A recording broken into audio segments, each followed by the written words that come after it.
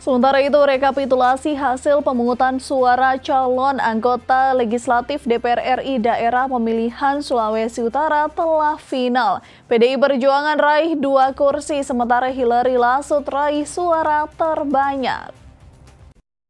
Berikut ke-6 calon anggota legislatif asal Sulawesi Utara yang berhasil meraih kursi di Senayan.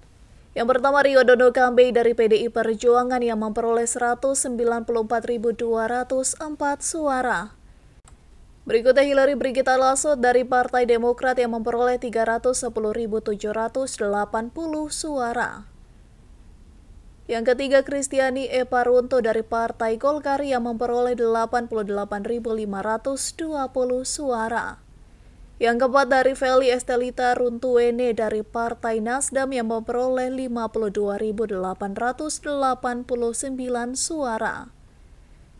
Berikutnya, Yasti Suprido Moko Agau dari Partai PDI Perjuangan yang memperoleh suara sekitar 85.091 suara.